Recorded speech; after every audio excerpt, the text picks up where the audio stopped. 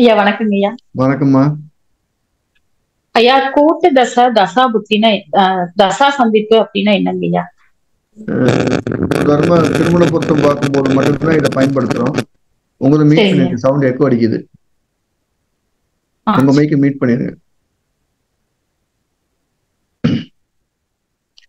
தசா சிந்திப்பு கூட்டு தசாங்கிறது திருமண பொருத்தம் பார்க்கும்போது மட்டும்தான் செம்ம எடுத்துக்கிறோம். அந்த மணமகனுக்கும் மணமகளுக்கும் ஒரே தசை நடந்துட்டு இருக்கு, ஒருத்தருக்கு முடிஞ்சு இன்னொருத்தருக்கு ஆரம்பிக்க போகுது அப்படின்னா அது தசா சிந்திப்புன்னு சொல்லுவோம். ரெண்டு பேருக்குமே ஒரே தசை ஒரே மாதிரி நடந்தா கூட்டு தசைன்னு சொல்லுவோம். இது 1, 6, 10 இருந்ததுன்னா அந்த தசா சந்திப்பு கடுமையான விளைவுகளை கொடுத்து பிரிவினையை தருகிறது. இந்த எல்லாத்துக்குமே 1, 6, 10 பிரிவினை தான் தரும். இந்த கூட்டு தசா நடக்கிறவங்களுக்கு இல்ல தசா சந்திப்பு நடக்கிறவங்களுக்கு பிரிவினை எப்படி இருக்குன்னா ரொம்ப படு கேவலமா இருக்கு. அந்த அவ்வளவு அசிங்கத்தை தவிர்ப்பதற்காக மட்டும்தான் இந்த கூட்டு தசாவை கூடுதல் கவனத்தோட பாத்துக்கிறோம். ஒருத்தருக்கு ராகதசை முடிஞ்சு அடுத்த ஒரு வருஷத்துக்குள்ள இன்னொருத்தருக்கு ராகதசை முடியுது அப்படின்னா அது கூட்டு தசை தொந்தரவு பண்ண போகுதுன்னு அர்த்தம். ஒரு தசை ஆரம்பிக்கிறதோ முடியுறதோ 2 பேருக்கு இடையில ஒரு வருஷ காலத்துக்குள்ள இருக்கக்கூடாது, ஒரு வருஷத்தை தாண்டி இருக்கணும்னு அர்த்தம். அது அவங்களோட தனிப்பட்ட வாழ்க்கை முறையை கடுமையா பாதிக்கிறதுங்கிறது தான் அதோட அளவு. ஓகே, அடுத்து அடுத்த ஆள் கேள்வி கேட்கலாம். ஐயா வணக்கங்க ஐயா, சென்னையில இருந்து பெருமாளுங்க ஐயா. சொல்லுங்க சார். ஐயா சோழி பிரச்சனத்துல ஒருத்தர் பணியிட மாற்றம் பத்தி கேட்டாருங்க ஐயா. தனூர் லக்னம் வந்தது, லக்னம் 21 டிகிரி வந்தது, சந்திரன் 26 டிகிரி வந்ததுங்க ஐயா. நான் உங்களுக்கு கிடைக்கும், ஆனா அது விரும்பத்தக்கதா இருக்காது அப்படிங்கிற மாதிரி சொன்னேன். ஆனா அவருக்கு வந்து ஆர்டர் போட்டுட்டாங்க, அவருக்கு கிடைக்கலைங்க ஐயா. அது எதனால தவறி? லக்னம் எங்க இருந்துச்சுமா? தனூர் லக்னங்க ஐயா. லக்னம் 21 டிகிரி, சந்திரன் 26 டிகிரிங்க ஐயா. சந்திரன் எங்க இருந்தாரு? 21 சந்திரன் எங்க இருந்தாரு? சந்திரன் தனுசுல 26 டிகிரிங்க ஐயா. சரி, லக்னம் இருந்தது தனூர் லக்னங்க ஐயா. சரி, அவர் கேள்வி பணியிட மாற்றம் கிடைக்குமான்னு கேட்டாரு. நான் சந்திரன் வர்றதுனால கிடைக்கும்னு சொன்னேன். மாற்றத்தை குறிக்கக்கூடிய சந்திரன் வர்றதுனால கிடைக்கும்னு சொன்னேன். ஆனா ஆர்டர் போட்டாங்க, அவருக்கு வரல. அவருக்கு பின்னாடி இருக்கிறவங்களுக்கு வந்தது, முன்னாடி இருக்கிறவங்களுக்கு வந்தது. ஏன் அவருக்கு விட்டு போச்சுன்னு கேக்குறாரு, எனக்கு சொல்ல தெரியலங்க. அவருக்கு சந்திரன் அஷ்டமாதிபதினால தாமதமா வரும், வராம போகாது. அவர் எப்படி கேட்டுக்கணும் கேள்வினா, எனக்கு இப்ப பணியிட மாற்றம் வருமானு தற்போதுங்கிற வார்த்தையை கேட்டிருக்கணும். நீங்க கவிப்பு பாருங்க, அவருடைய ஜாதகத்துல 3 இருக்கான்னு பாருங்க, இல்ல 7 இருக்கான்னு. சோழி பிரச்சனை பாத்தங்க ஐயா. சோழி பிரச்சனை இல்லையா? அப்ப சோழி லக்கண்டுக்கு சந்திரன் இருக்கும்போது கண்டிப்பா கிடைச்சிருக்கும். அவர் கேள்வி எனக்கு இப்பொழுது மாற்றம் கிடைச்சிருக்குமான்னு கேட்டிருக்கணும். அப்படி இல்லாம எனக்கு பணியிட மாற்றமானு எப்பன்னு கேட்கல. இல்ல அதான் எப்ப பணியிட மாற்றம் கிடைக்கும்னு கேட்டாரு. அந்த அப்ப வந்து 10ஆம் அதிபதி சூரியன் எப்ப லக்கணத்துக்கு வர்றாரோ அப்ப கிடைக்கும். சூரியன் இந்த 10ஆம் அதிபதி புதன் எப்ப லக்கணத்துக்கு வர்றாருன்னு பாருங்க. புதன் எப்ப வருவாரு? இப்போ கடகத்துல இருக்காருங்க ஐயா. ஆமா, அதுல இருந்து ஒரு 5 மாசம் ஆகுமா? ஆகுங்க ஐயா. 150 நாள்ல இருந்து 170 நாளுக்குள்ள அந்த லக்கண டிகிரிக்குள்ள வரும்போது வருவார். சந்திரன் சம்பவத்தை உறுதியா காட்டுங்க, அதுல இருந்து மாற்று கருத்தும் இல்லை. சோழி பிரசனத்துல பாவாதிபதி நம்ம லக்கணத்துல வந்து தொடணும், இல்ல காரகிரகம் பாவத்துக்குள்ள போகணும். உங்க கேள்வி தொழிலை பத்தி கேக்குறீங்க. சனி வக்கரமா இருந்து 10ஆம் இடத்தை பாக்குறாரு, அப்ப உடனே வேகப்படுத்த போறது இல்லை. Rule number 1. 2, 10ஆம் இடத்துடைய புதன் இன்னைக்கு 8ல இருக்காரு. அந்த புதன் மறுபடியும் எப்ப லக்கணத்துக்கு வர அங்கேயே உங்களுக்கு தெளிவா தெரிஞ்சிருச்சு மேலில இவர் கஷ்டத்துல இருக்கிறாருன்னு. 10ஆம் அதிபதி லக்கணத்துக்கு வந்து உட்கார அந்த லக்கணத்துக்கு வர அன்னைக்கு ஒரு மாற்றம் கிடைச்சிடும். அவரை இன்னும் சோர்ந்து போகாம ட்ரை பண்ண சொல்லுங்க. பணியிட மாற்றம் உறுதியானா கண்டிப்பா உறுதி. நன்றிங்க. நல்லது. எப்பவுமே ஜாமக்கோல் பிரசனத்துல உதயத்துல சந்திரன் இருந்ததுன்னா உடனே கிடைக்குன்னு சொல்ல போறோம். சோழி பிரசனத்துல அப்படி இருந்ததுன்னா அந்த பாவாதிபதி எப்ப லக்கணத்துக்கு வரன்னு பார்த்து அப்பதான் பணியிட மாற்றம் சொல்லணும். அடுத்து ஐயா வணக்கம் ஐயா. வணக்கம்மா. இப்போ ராகு கேதுக்கள் 3, 6, 11 இருந்தா நல்லதுன்னு சொல்றாங்க. 3, 6, 10, 11. ஆமாங்க ஐயா. ஆனா வீடு கொடுத்தவன் இப்போ ஒரு ஜாதகத்துல 11 இருந்து அந்த வீடு கொடுத்தவன் நீச்சமாயிட்டான், கூடவே சாரம் கொடுத்தவனும் நிக்கிறான். அப்போ என்ன பலன் ஐயா? நிக்கிறான் இல்ல நிக்கிறார்? நிக்கிறார். ஓகே. அப்படி கொஞ்சம் மரியாதை சொன்னதுக்கு பிடிக்கும்லமா? ஓகே ஓகே, சாரிங்க. ஆமா, எப்பவுமே 3, 6, 10, 11 கூடிய ராகு கண்டிப்பா நல்லது செய்யும். அவருக்கு இடம் கொடுத்த கிரகம் பலகீனமா இருக்குங்கிற பட்சத்துல கொடுக்குற அளவு குறைவா இருக்கும் இல்லையா, கொடுக்க மாட்டேன்னு சொல்ல மாட்டார். அப்புறம் இன்னொன்னு உதாரணமா 3, 6, 10, 11 கூடிய கிரகம் உங்களுக்கு 20 இட்லி கொடுக்கணும் முடிவு பண்ணிருக்குன்னு வச்சுக்கிறோம். சரிங்க அதுக்கு இடம் கொடுத்த கிரகம் நீசமா இருக்கு, இல்ல நட்சத்திரம் நீசமா இருக்குன்னா அவர் 3 இட்லி கொடுப்பாரு, 20 இட்லி கொடுக்க மாட்டார். சரிங்க ஐயா. அது உங்க பசிக்கு பத்தாம இருக்கும். சரிங்க. அந்த உபஜய ஸ்தானத்துல கூடிய ராகு எது கண்டிப்பா நன்மை செய்தே தீரும். சரிங்க ஐயா. ஆனா ஒருத்தங்க ஜாதகம் பார்த்துட்டு வந்திருக்காங்க. அவங்க சொன்னாங்க, இந்த மாதிரி ஒரு பெரியவர் நீங்க கூட நின்னு உங்க குழந்தைக்கு கூட கல்யாணம் பண்ணக்கூடாது அப்படின்னு சொல்லிட்டாங்க. நீங்க என்ன சொல்றீங்கன்னு எனக்கு சொல்ல பதில் தெரியலையா, அதாங்க கேக்குறேன். அதுக்கு எந்த சம்பந்தம் இல்லம்மா. சம்பந்தம் ஓகேங்க. நன்றிங்க. பெத்தவங்க எத்தனையோ பேர் ஜாதகம் பார்க்கும்போது சொல்லியிருக்காங்க, நான் என் மகளுக்கு கூட இன்னும் தாலி எடுத்து கொடுக்க கூடாதுன்னு சொல்றாங்கன்னு. அதெல்லாம் தப்பு, அப்படிலாம் இல்ல, வாய்ப்பே இல்ல. நம்ம எடுத்து கொடுக்காம யார் எடுத்து கொடுக்குறது? சரிங்க. அப்படி ஒரு ஜாதகம் நமக்கு ஜாதகமே வேண்டியது இல்லை. நம்ம புள்ளைகள் தூக்கி எறிகிற ஜாதகம் நமக்கு வேண்டாம். நம்ம கசப்புகள் வந்து கடந்த பிறகு தான் ஜோசியம் படிக்கிற முடியாது. கசப்பை கூட்டிக்கிட்டே பிறகு ஜோசியம் படிக்கல. சரிங்க. நமக்கு அது ஒரு நல்ல ஒரு பாதுகாப்பை கொடுக்குமா, மனோதைரியத்தை கொடுக்குமா, அந்த ஜோதிடம் நமக்கு தேவை. ஓகேங்க. நம்மளை காயப்படுத்தக்கூடிய எந்த ஒரு வித்யா தர்மமும் நமக்கு வேண்டாம். ஓகேங்க. நன்றிங்க. நல்லதுமா. வணக்கம் குருஜி. வணக்கம். சொல்லுங்க. வணக்கம். வணக்கம் சார். இப்போ வீட்டுல இந்த மாட தீபம் ஏத்துவாங்களா ஐயா? ஆமா. இது மாதிரி அது எந்த திசையில வைக்கணும், எப்படி வைக்கணும், அது எப்படி தென்படுது? எனக்கு ரொம்ப புரியவே மாட்டேங்குது. ஏன்னா தீபம் ஏத்துனா எல்லா பக்கம் வெளிச்சம் வருமா, அப்படி வராதா? வருமையா. தீபம் ஏத்துறதே தலை சிறந்த ஒன்று. அதனால ஞாபகம், அது ஒரு வழி, வேற வழி இல்ல அப்படின்னா நீங்க கிழக்கு பார்த்து ஏத்துறது கூடுதல் சிறப்பு. சரிங்க. ஆனா தீபம் ஏத்துன்னு முடிவு பண்ணிட்டீங்கன்னா அதுக்கு திசையும் கிடையாது, ஒண்ணும் கிடையாது. கண்டிப்பா தீபத்துக்கு கிழக்கு பார்த்து வடக்கு பார்த்து தீபம் ஏத்தினா அது ஆகாயத்தை நோக்கிட்டே எரிய போகுது. கண்டிப்பா. ஏகப்பட்ட பணம் கொடுக்க போகுது. அதனால நீங்க தீபம் ஏத்துறதுக்கு எந்த சம்பிரதாயம் ஏத்துங்க போதும், அதுவே பெரிய வேலை. சரிங்க. ஒரு சின்ன பிரச்சனை. இப்போ கண்ணில வந்து சுக்கிரன் வந்து 1 டிகிரி, அப்புறம் ராகு 5 டிகிரி, செவ்வாய் 6 டிகிரி இருக்கு. ரிஷப லக்னம் வந்து ரிஷப லக்னம் வருது, சின்னத்துல மிதுன லக்னம் வரும்போது பலன்கள் மாறுபடுது. அது எப்படி எடுத்துக்கிட்டது? ரிஷப லக்னம் இருந்தா என்ன மாதிரி? முதல்ல லக்கணத்தை சரி செஞ்சே தீரணும். கன்ஃபியூஸ்ல அதை பார்க்கக்கூடாது. லக்கணம் ஃபிட் பண்ணிட்டு அப்புறம் பார்ப்போம். நம்ம லக்கணத்தை சரி செய்யறதுக்கு ஒரு வகுப்பு போடுவோம், அப்ப பாத்துக்கிறோம் அதுல. சரிங்க. ரொம்ப நன்றிங்க. நல்லது. ஐயா வணக்கம். ஐயா வணக்கம் சார். ஐயா இப்ப உதயாதிபதி வந்து உச்சமா நிக்கிறாருங்க. ஆனா உதயத்துல வந்து நீச்சகரகம் நிக்குதுங்க ஐயா. அப்படி இருக்கும்போது பலன் எப்படி எடுத்துக்கிறது? ஆமா, அவர் என்ன உதயாதிபதி உச்சமா இருக்கும்போது அவருடைய எண்ணங்கள் ரொம்ப நல்ல ஹைலி நல்ல ஒரு அருமையானதா இருக்கும். ஆனா அங்க உதயத்தில் நீசகரகம் இருக்கும்போது அவர் செய்யும் போது தரக்குறைவா செஞ்சிருவார். எண்ணங்கள் கண்டிப்பா செஞ்சிருவாரு இருக்கும், செய்யும் போது தகுதி குறைவா செஞ்சிருவார். ஆனா கண்டிப்பா செஞ்சிருவாருங்க ஐயா. கண்டிப்பா செஞ்சிருவாரு. ஒரு 100 குழந்தைக்கு ஃபீஸ் கட்டணும் போவாரு, அங்க போன 100 குழந்தைங்க கட்டிட்டு வருவார். அப்ப உதயத்தில் நிக்கிற கிரகம் தான் வலு அதிகங்க. உதயாதிபதி எப்படி வேணா இருந்திருப்பாரு, அவருக்கு தகுதி எப்படி வேணா இருந்திருப்பாரு, அவர் எப்படி செய்ய போறான்னு பார்க்கணும். உதயாதிபதி அவர் தகுதியை சொல்கிறது, உதயத்தில் நிற்கக்கூடிய கிரகம் அவர் செயலை சொல்வது. செயல் தான் மதிப்பு போட போறோம். ஐயா அப்புறம் இன்னொரு கொஸ்டின், உதயத்துல வந்து கைப்பி நிக்குதுங்க ஐயா. ஒரு 2 காலேஜ்ல எந்த காலேஜ்ல அட்மிஷன் கிடைக்குன்னு கேக்குறாங்க ஐயா. ஆனா உதயத்துல கைப்பி நிக்குதுங்க. 7ஆம் இடம் நல்லா இருக்குதுங்க ஐயா. எப்படிங்க ஐயா? ரெண்டுக்குமே அவர் தேர்ந்தெடுத்த 2 காலேஜுமே பெஸ்ட் காலேஜ். ஆனா அவருக்கு குவாலிஃபை இல்லைன்னு சொல்லுது, காசு கட்டி தான் போகணும். அப்ப 7ஆம் வீட்டை வந்துட்டு பார்க்க வேணாங்களா ஐயா? பாருங்க, 7ஆம் இடங்கிறது காலேஜுங்க, உதயங்கிறது அவர் தேர்ந்தெடுத்த 7ஆம் இடம் நல்லா இருக்குன்னு சொல்லிட்டீங்க. காலேஜ் நல்ல காலேஜ் செலக்ட் பண்ணிக்கிறாருன்னா அவருக்கு தகுதி பத்தல. அவர் கேட்கும் போது எப்படி கேட்கறோம்னு வச்சுங்க, ஏ பிங்க 2 காலேஜ் எந்த காலேஜ்னா ஏ காலேஜ் வேணா பி காலேஜ் போங்கன்னு சொல்லுங்க. ஓகேங்க ஐயா. ஓகே, ரொம்ப நன்றிங்க ஐயா. நல்லது. ஏன்னா 2 ஒப்பீடு பண்ணும்போது 1ஆம் இடம் 7ஆம் இடத்தை ஒப்பீடு பண்ண போறோம். அப்ப ஏங்கிற காலேஜ் பிங்கிற காலேஜ் எது போலான்னா 1ஆம் இடத்துல கவிப்பு இருக்குன்னா ஏங்கிற காலேஜ் வேண்டாம், பிங்கிற காலேஜ் எடுத்துக்கலாம். ஒப்பீடு பண்ணிட்டால் அது ஒப்பீடு பண்ணாம காலேஜ் கிடைக்குமான்னு கேட்டா 2 காலேஜ் வந்தாலும் தகுதி பத்தாதுன்னு சொல்லப்போம். அடுத்து குருஜி. வணக்கம் குருஜி. வணக்கம் சார்.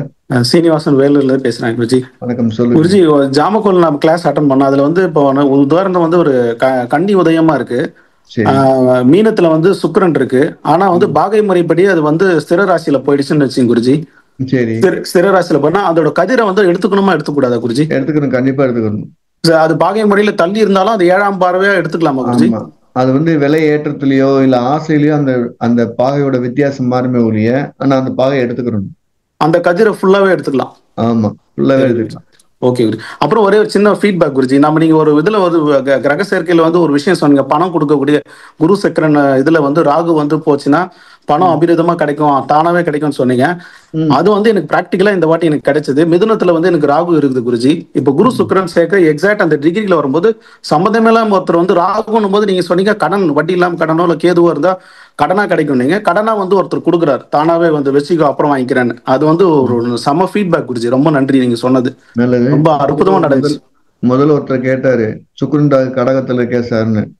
இந்த ராகு சுக்ரன் மேல கொடுக்குற காசை வந்து திடீர்னு கொடுத்துரும், திடீர் ரசத்தை அள்ளி வீசும். அந்த இடத்துல கவனமா இருக்கணும்னு தான் அர்த்தம். இந்த காசை கவனமா பயன்படுத்தணும், தேவையில்லாம செலவு பண்ணிடக்கூடாதுங்கிற எச்சரிக்கை தான் நம்ம மறுபடியும் சொல்றோம். கிளியர்?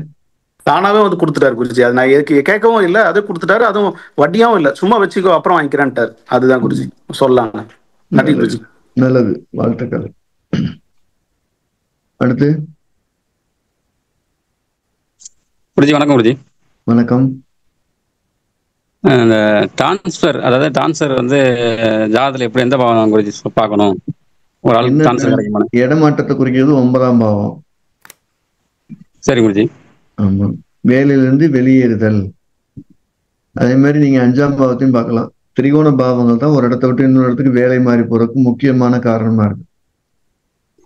சரி, ஜாமக்கொள்ள குருஜி டிரான்ஸ்ஃபர் அதே கேட்டாங்கன்னா ஜாமக்கொள்ள கேள்வி அதே கேள்வி ஒரே கேள்வி தான். 9ஆம் இடத்தை மட்டும் பார்த்தா போதும். சரி, இன்னொரு டவுட் குருஜி. நம்ம ஜாமக்கோல்ல உதயம் வந்து மணமகனையும் ஆரோட வந்து மன பெண்ணையும் எடுத்திருக்கோம். ரெண்டுமே ஒன்னா வந்தா எப்படி எடுத்துக்க குருஜி? புரியல. எப்படி?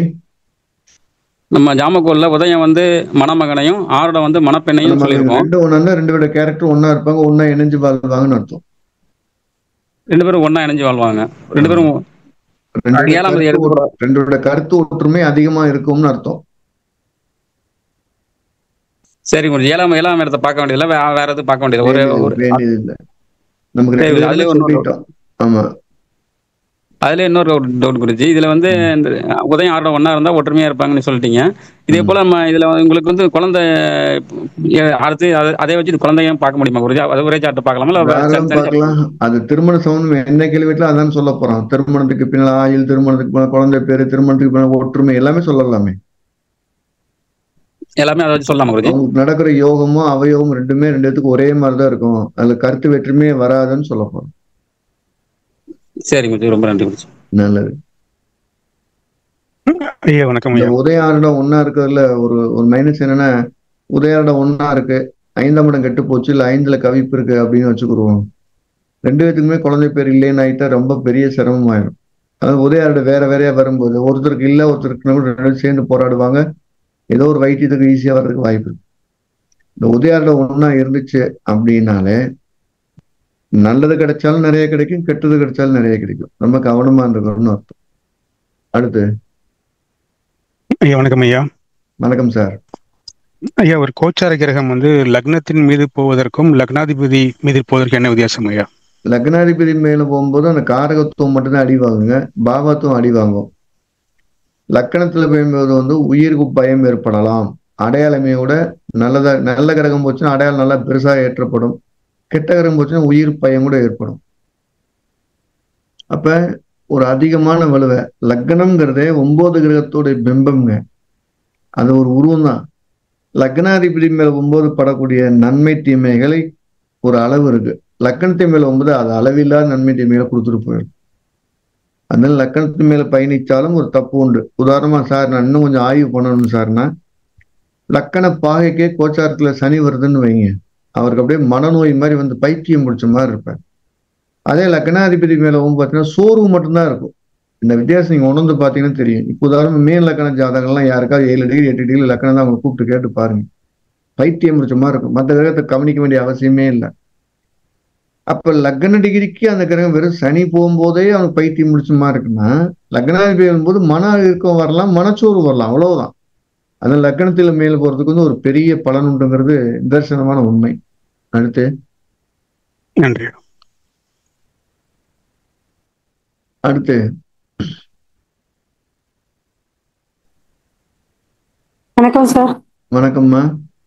சார், கரணாதிபதி வந்து கெட்டு போயிருந்தாரு. அதாவது 6, 8, 12 இல்ல அஸ்தங்கம் உக்ரம். என்னம்மா? கரணாதிபதி சார். கரணாதிபதி கெட்டு போயிருந்தா 6, 8, 12 அஸ்தங்கமோ வக்ரமோ முடக்கு இல்ல திரிசூனியத்துல அவர் மாட்டிருந்தா எப்படி கெட்டு போயிருந்தாலும் கரணத்துக்கான வழிபாடு பலன் தந்தே தீரும். ஓகேங்க குருஜி. ஒண்ணு. ரெண்டாவது நல்லா ஞாபகம் வச்சுங்க, கரணாதிபதினு சொல்ற கரணநாதன், கரணாதிபதினு சொல்ல கரணநாதன், அவர் எவ்வளவு பலகீனம் இருந்தாலும் கூட ஒரு முறை கும்பிட்டா போதும். அவர் நல்ல பலமா இருந்தா நீங்க நினைச்சுக்கிட்டாலே போதும். எத்தனை பேர் கரணாதனை மணிப்பரிசுல வச்சிருக்காங்க, செல்ல ஸ்கிரீன் சேவரா வச்சிருக்காங்க, அவங்களும் ஆட்சி உச்சமா இருந்திருக்கும், பார்த்தாலே பலன் இருக்கும். கருணாதன் எவ்வளவுக்கு எவ்வளவு பலகீனம் இருக்கோ அவ்வளவுக்கு இன்னும் நீங்க கூடுதலா தேடுங்கன்னு தான் அர்த்தம். கருணாதன் எந்த கண்டிஷன் இருந்தாலும் ஒரு தாய்க்கு ஒரு குழந்தைய போல இல்ல குழந்தைக்கு தாயை போல ஒரு நல்ல அந்யூன்யம் அவங்கள்ட்ட இருக்கும். அதனால அவர் கெட்டு போயிட்டாரு, முடக்கில் நிக்கிறாரு, அவர் அஸ்தங்கம் ஆயிட்டாரு, என்னவா இருந்தாலும் கும்பிடுங்க. பலன்ல கிடைக்கிற தூரம் வேணா தள்ளி இருக்கலாம், கிடைக்காம போகவே போகாது. இப்ப கரசை கரணத்துக்கு வந்து 2 இது உங்க புக்ல சந்திரனும் இருக்காங்க குருவும் இருக்காங்க. குருதான் முதல்ல, சந்திரன் ரெண்டாவது. Okay okay Guruji. Okay Guruji. இன்னும் ஒரே ஒரு கேள்வி. அந்த இது நடத்தும் போது கோச்சார ராகு கேது மீது ஒவ்வொரு கிரகமா நம்ம கிளாஸ்ல பார்த்தோம்ல குருஜி போன வாரம், அதுல மாந்திக்கு மட்டும் நீங்க சொல்லல குருஜி. நம்ம மாந்தி மீது ராகு போது மரண பயத்தை அதிகப்படுத்தும், அவ்வளவுதான். அந்த காரகத்தை அது பாதிக்க போகுதுங்கிறதான விஷயம். ஏற்கனவே மரண பயத்துல இருக்க ஒருத்தர் மேல கூடுதலா பயத்தை ஏற்படுத்தும். ஓகே குருஜி. கேதுக்கும் என்னம்மா? கேதுக்கு ரெண்டும் ஒண்ணுதான். கேது நோயை கொடுத்தீங்கன்னா ராகு மரண பயத்தை கொடுப்பாரு. மாந்தி போகும்போது இந்த நோய் தான் மரண நோயும் நமக்கு தெரியும். ராகு போகும்போது மரணத்துக்கான கிட்ட வரைக்கும் போய் தப்பிச்சு வருவார். சோ ராகு மாந்திங்கிறது ரெண்டும் கொடுமையான கிரகம் தான். ரெண்டுமே ஒன்றாய் கோச்சாரத்துல இணைகிறது மகா தப்பு. பிறந்த கால மாந்தி மேல ராகு போறதும் தப்பு, பிறந்த ராகு மேல கோச்சாரம் மாந்தி போறதும் தப்பு. அந்த சமயத்துல ஒரு செகண்டாவது, உதாரணமா ஒருத்தர் கேட்கிறாரு, நான் ஒரு இடத்துக்கு போயிட்டு இருக்கிறேன், போகும்போது ஒரு இடத்துல நிக்கிற இடத்துல ஒருத்தர் ஆடை அறுத்துட்டு இருக்காருன்னு கேட்கிறாரு. இந்த ஆடை அறுத்து நீ ரொம்ப பாதிச்சிருச்சுன்னாரு. உங்க ஜாதகத்துல ராகு மாந்தி எங்க இருக்குன்னா பிறந்த கால மாந்தி மேல எக்ஸாக்டா ராகு பயணிச்சிட்டு இருக்கு. அந்த ஒரு இறப்ப அவர் கண்கூட பாக்குறாரு, துடிக்க பாக்குறாரு. அந்த மரண பயத்தை அந்த செகண்ட் அவர் அனுபவிக்கிறார். தனக்கு நடக்கணுங்கிற அவசியம் இல்லை, அந்த நடக்கிற இடத்துல அவர் இருப்பார். ஸோ அந்த சமயங்கள் நம்ம அவருக்கு அந்த மனபயம் வராம பாதுகாக்கிற விஷயம் தான் முக்கியமா தேவை. ஐசியூல இருக்கிற ஜாதகம்லாம் வாங்கி பாருங்க, சர்ஜரி நடந்துட்டு இருக்கும்போது பாருங்க எப்படி இருக்குன்னு. ஒரு ஹார்ட் சர்ஜரி பண்ணா எப்படி இருக்குன்னு பாருங்க. அப்பெல்லாம் அந்த மரண பயம் உள்ள மருத்துவமனையில் இருக்கிற ஜாதகம் மாந்திரா கனெக்ட்ல இருக்கும். நல்லதுமா. அடுத்து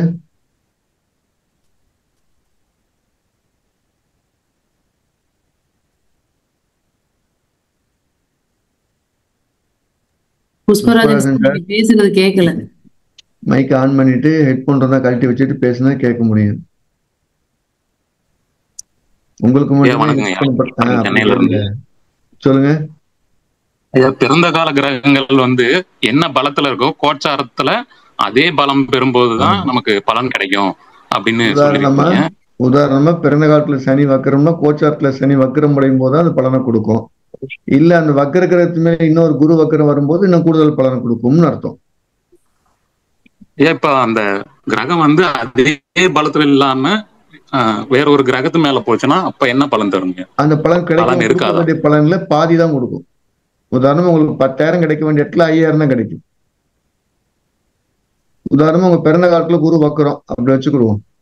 பிறந்த கால சுக்கிரன் மேல குரு போறாரு, வெறும் 50 ரூபா கிடைக்க வேண்டியதுல பாதி கொடுத்துட்டு இருப்பாரு.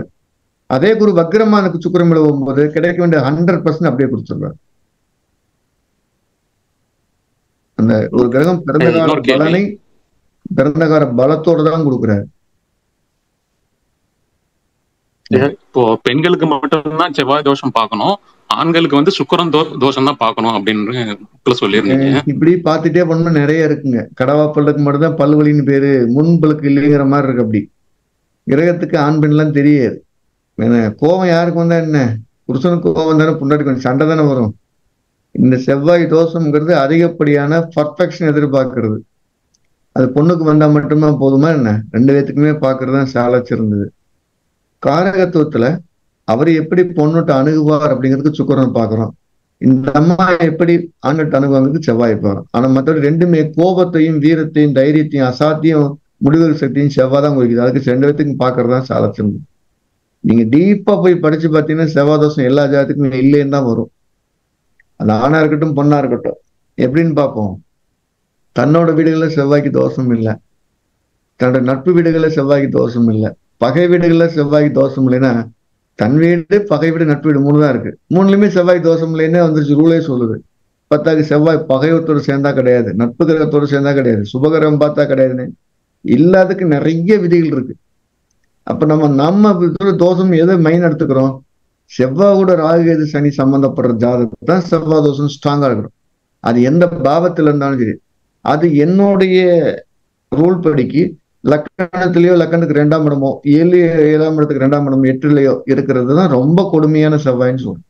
ஏன்னா கூட தன் பகைகரத்தோடு சேர்ந்திருக்கு. மற்றபடிக்கு 4, 12 தனியா செவ்வாய் இருக்குன்னு பெருசா தோஷம் சொல்றது இல்லை. 4, 7, 8, 12 தனித்த செவ்வாயை பெரிய தோஷம் சொல்றது இல்லை. நம்ம வகுப்புல அப்படித்தான் நடத்திட்டு இருக்கிறோம். தனித்த செவ்வாய் பெரிய தோஷத்தை செய்யாது, தன்னுடன் தனது பகைகரத்துடன் சேர்ந்த செவ்வாய் பெரிய தோஷத்தை செய்யும் அப்படின்னு சொல்றோம். அது ஆணுக்கும் பொண்ணுக்கும் ஒரே பலன் தான். பொண்ணு பண்ணா ஊருக்கே தெரியுது, ஆண் பண்ணா தெரியறது இல்லை. அதனால நான் பொண்ணை பெருசா பேசுறாங்க. ஆனா 2க்கும் சமந்தான்.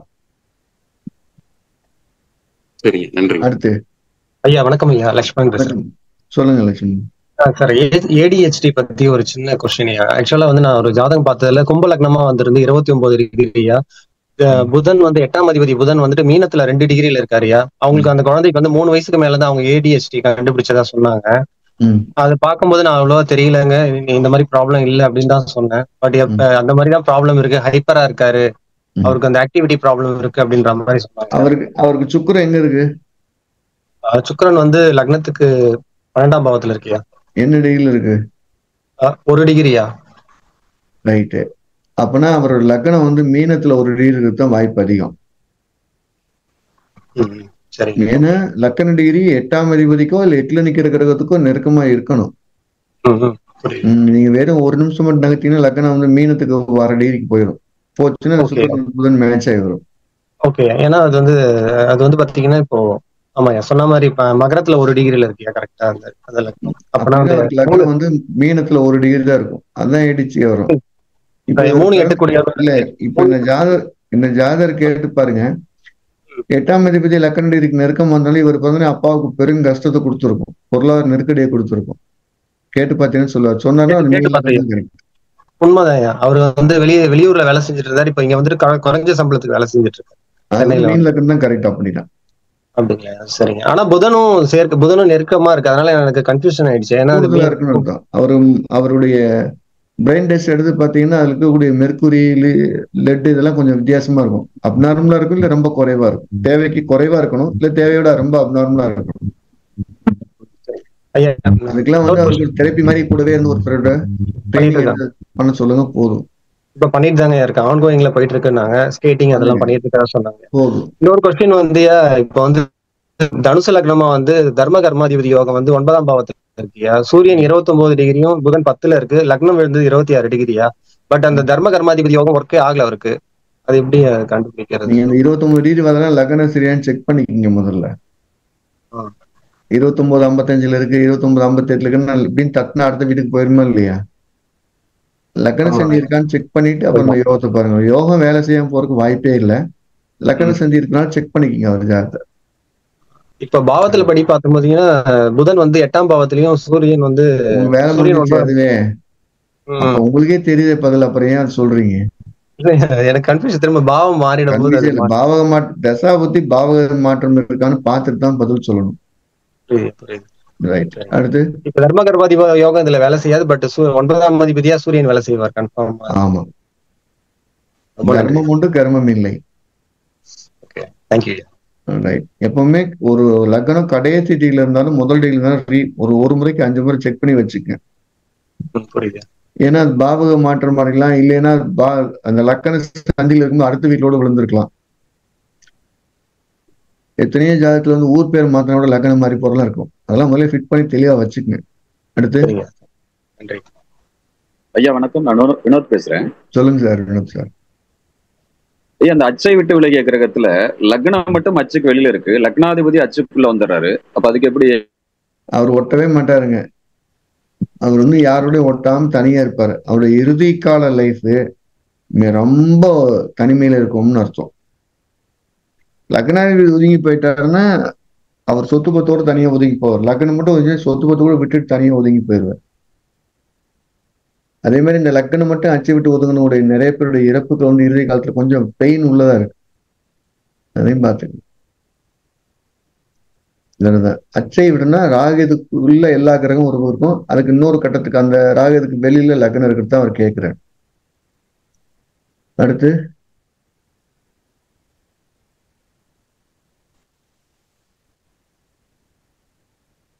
அடுத்த கேள்வி. இப்ப நிவர்த்தி ஸ்தலங்கள் நிறைய இருக்கு.